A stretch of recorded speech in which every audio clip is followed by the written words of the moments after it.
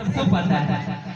Doctor Sarvepalli Radhakrishnan के जन्मदिन पे ये 5 सितंबर को सेलिब्रेट किया जाता है और उन्हीं के जन्मदिन पे इसलिए सेलिब्रेट किया जाता है क्योंकि उनका अटैचमेंट बहुत ही ज्यादा था एजुकेशन के प्रति।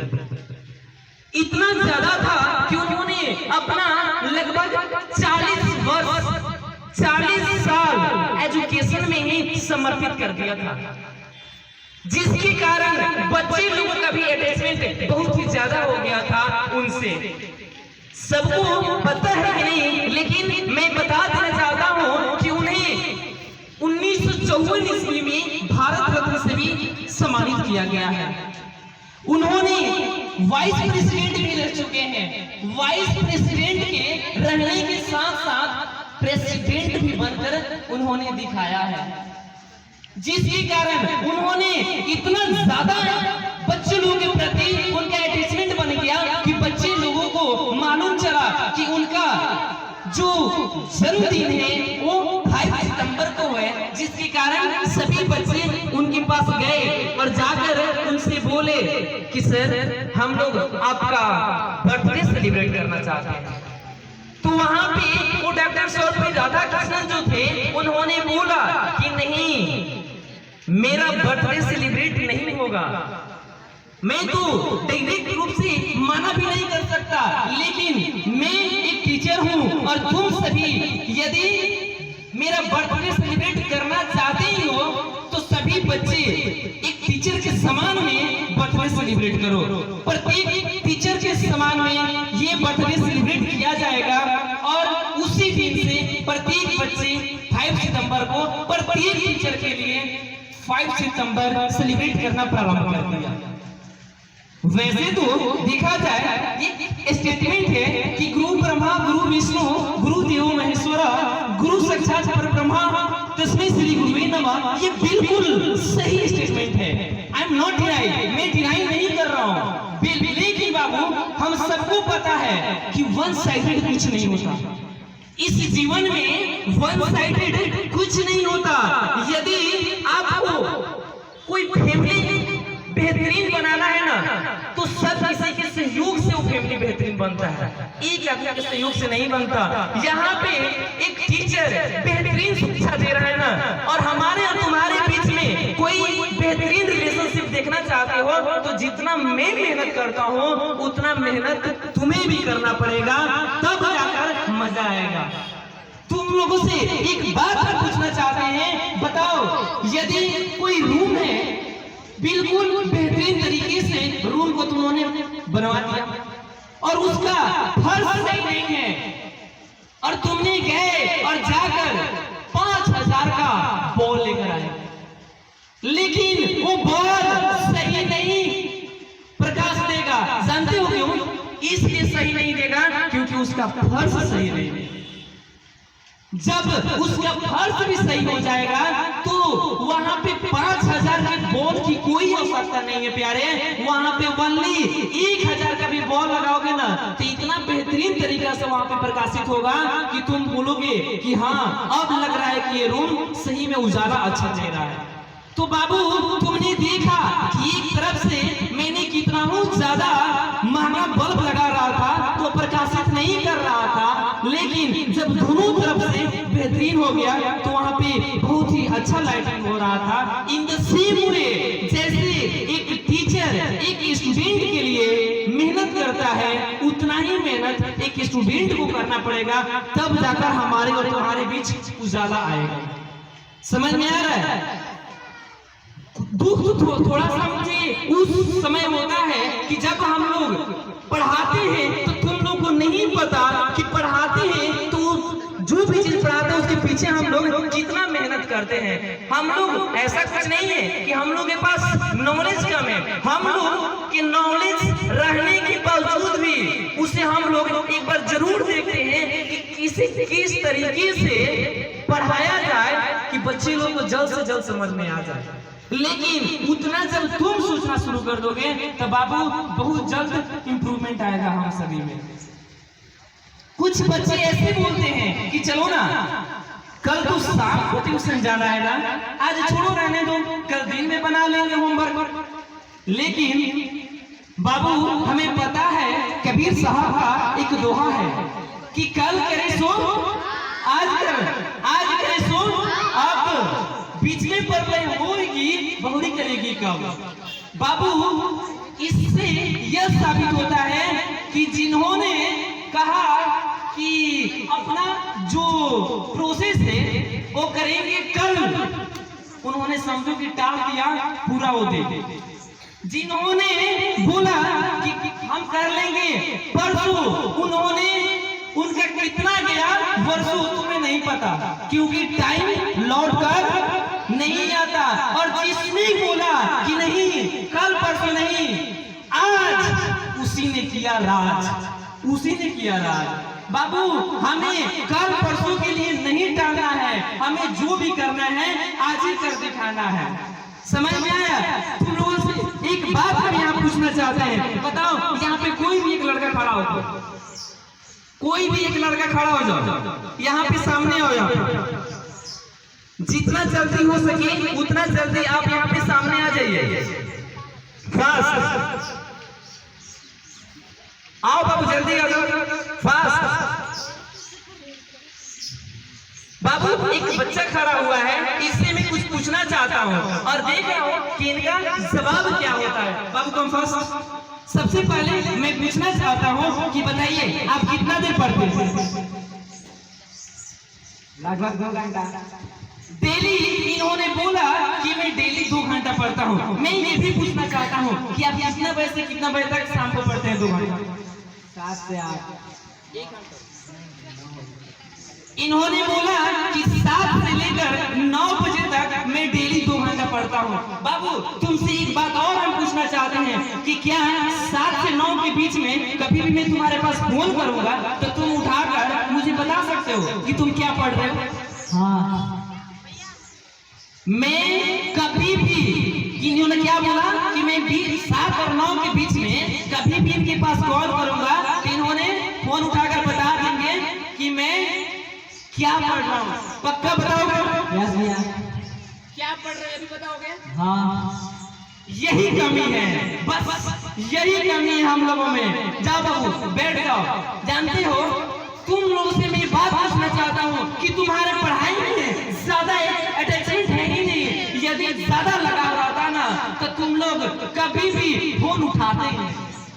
वो बच्चा का जवाब ये होना चाहिए कि नहीं भैया मैं आपका फोन बिल्कुल नहीं उठाऊंगा, मैं फोन तब उठाऊंगा जब मेरा पढ़ाई कंप्लीट हो जाएगा, उसके बाद फोन उठाकर आपसे बता देता कि आपने क्या पूछना चाहते हैं और मैं क्या पढ़ रहा था, कौन सा सब्जेक्ट पढ़ रहा था। पढ़ने के बाद कॉल बैक आपके पास करता। लेकिन वो बच्चा क्या बोला कि मैं जो पढ़ते हुए रहूंगा, जो पढ़ते हुए पीरियड रहेगा उस पीरियड में यदि आप कॉल करेंगे तो मैं 100% कॉल उठा लूंगा और कॉल उठाकर आपको बता दूंगा कि मैं ये सब्जेक्ट पढ़ रहा हूँ, मैं ये टॉपिक पढ़ रहा हूँ। उन्होंने बोला जो कि नहीं होना चाहिए था।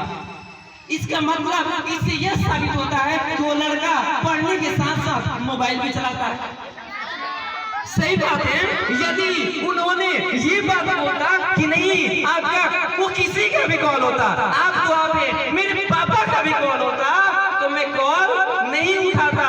मैं कॉल कब उठाता? जब मेरा पढ़ाई कंप्लीट हो गया होता या फिर मैं कंप्लीट करने के बाद अपना स्टडी और तब आपसे कॉल पे करके बोलता कि बताइए आपको क्या काम है, तब मैं बताता। लेकिन इन्होंने बोला जो कि यही पूरा बच्चे कर रहे हैं वही लड़का नहीं कर रहा है।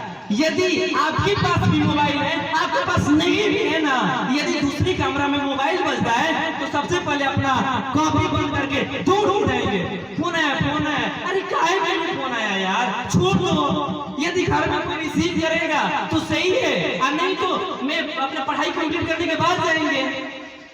बाबू आज के बाद ये सभी बच्चे अपने जहन में बैठा लेना कि मस्ती करना है करो, आई हैव नो प्रॉब्लम, मुझे कोई प्रॉब्लम नहीं है। लेकिन जब पढ़ाई करना प्रारंभ कर दिए तो उस बीच में किसी का भी कॉल आ जाए या फिर कोई भी आ जाए बुलाने के लिए, माना बिल्कुल कर दो कि नहीं हम अभी नहीं जा सकते, मैं अभी आपका कॉल रिसीव नहीं कर सकते, मैं तभी बात करूंगा जब मेरा पढ़ाई कंप्लीट हो जाएगा। समझ में आया बाबू? जानते हो एक टीचर का रिस्पॉन्सिबिलिटी कितना होता है? एक टीचर का रिस्पॉन्सिबिलिटी कितना होता है बाबू, मैं बता देना चाहता हूँ कि यदि कोई मिस्त्री इस बिल्डिंग को बना रहा है ना, इसे व्यवस्थित तरीका से नहीं बनाएगा, सही से स्ट्रॉन्ग मजबूत नहीं बनाएगा, तो ज्यादा से ज्यादा क्या होगा, एक फैमिली ऊपर चली जाएगी। यही ना होगा जी? ये सही से नहीं बनेगा तो 100% फंसेगा, और फंसेगा तो पूरा फैमिली खत्म होगा। बाबू एक डॉक्टर अच्छे से नॉलेज प्राप्त किए बिना यदि कोई हॉस्पिटल खोल लेता है तो वहां पे ज्यादा से ज्यादा 150-200 व्यक्ति जल्द से जल्द यमराज के पास पहुंच जाएंगे, बस यही ना हो सकता है। लेकिन यदि एक टीचर अच्छे से ज्ञान अर्जित किए बिना यदि कोई संस्था प्रारंभ कर दिया तो वहां पे पूरा देश को पीछे कर सकता है। तो बाबू ये भी जरूरी है कि हम लोग यदि स्टूडेंट है, हम लोग के पास दिन प्रतिदिन नॉलेज बढ़ रहा है, घट नहीं रहा है, बढ़ रहा है ना जी? तो बढ़ रहा है तो हम कभी भी बेहतर सोचेंगे, कभी भी बेहतर टीचर का रिसर्च करेंगे। वहां पे ये भी हम देख रहे हैं कि एक बात पहले हम बता देना चाहते हैं कि बाबू अपने जीवन में यदि किसी के पास तुम पढ़े हो ना तो उन्हें गुरु मानते रहना, कभी भी ये मत सोचना कि अब मैं इनके पास नहीं पढ़ता तो अब वो मेरे गुरु थोड़े हैं, नहीं, उन्होंने कभी ना कभी तो तुम्हें शिक्षा दिया है ना, उनका भी सहयोग है तुम्हें आगे बढ़ाने का। कुछ बच्चे ऐसे हैं कि जिनके पास पढ़ाई छोड़ देते हैं तो उन्हें बिल्कुल टीचर अपना गुरु मानना छोड़ देते, लेकिन ये सही नहीं है बाबू। लेकिन कुछ टीचर लोगों में भी 1-2% कमी है, वो टीचर लोगों को एक भगवान माना जाता है।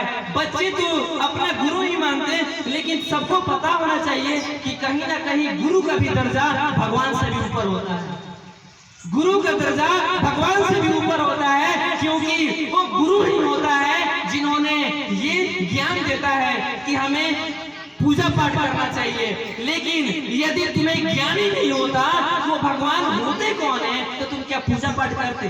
नहीं करते। इसलिए गुरु को भगवान से भी बड़ा दर्जा दिया गया है। लेकिन बाबू हमें दुख तब होता है कि जब भगवान से भी बड़ा दर्जा जिन्हें मिला है वो यदि किसी के बारे में चुगली करे तो ये सही नहीं है। यदि कोई टीचर एक भगवान के समान है और बच्चे लोगों से इधर का उधर, उधर के इधर करें तो भी सही नहीं है। दुख तो तब होता है जब बच्चा इधर के बात सुनकर उनसे बोलते, उनका बात सुनकर इधर करते, तो ऐसे बिल्कुल नहीं होना चाहिए। लेकिन बच्चे तो बच्चे हैं ना, टीचर लोग को समझना चाहिए कि हम सभी शिक्षित हैं, हम सभी एजुकेटेड हैं, हम लोग को ऐसा कभी नहीं सोचना चाहिए, नहीं करना चाहिए। चलो खैर कोई बात नहीं, जो भी प्रोसेस चल रहा है वो चलता रहेगा, हमारे तुम्हारे बदलने से नहीं होगा। लेकिन जब हम सब एक हो जाएंगे तो जरूर एक दिन बदल कर हम लोग दिखा सकते हैं। चलो एक बात और बताना चाहते हैं कि हमारे जो पेरेंट्स होते हैं, हमारे जो माता पिता होते हैं, वो हमारा फर्स्ट गुरु होते हैं। प्यारे माता पिता हमारा फर्स्ट गुरु होते हैं, क्योंकि उन्होंने ही हमें ये सिखाया है चलना, बोलना, खाना। बताओ ना, यदि तुम्हारे देखते हो ना छोटे छोटे बच्चे को उनकी माँ कैसे बोलती है, बोलो बोलो बोलो बाबू, पापा मम्मी ऐसे बोलता है ना, सभी बोलते कि नहीं? तो वो बच्चा एक बार में तो नहीं बोलता पापा, लेकिन जरूर प्रयास करता है पापा बोलने का। वो पूरा पापा नहीं बोलता, लेकिन जरूर बोलता है। आने वाले दिनों में पूरा पापा बोलकर दिखा देता है। लेकिन किनके प्रयास से? वो माता पिता, वो छोटे भाई बड़े भाई, इन सब की सहायता से वो जरूर बोलना सीख जाता है। तो बाबू वो सबसे बड़ा योगदान है तो हमारे माता पिता का है। उनको सबसे फर्स्ट गुरु हम लोग मानते थे, मानते हैं और हम सभी मानते रहेंगे। ठीक है ना जी? उसके बाद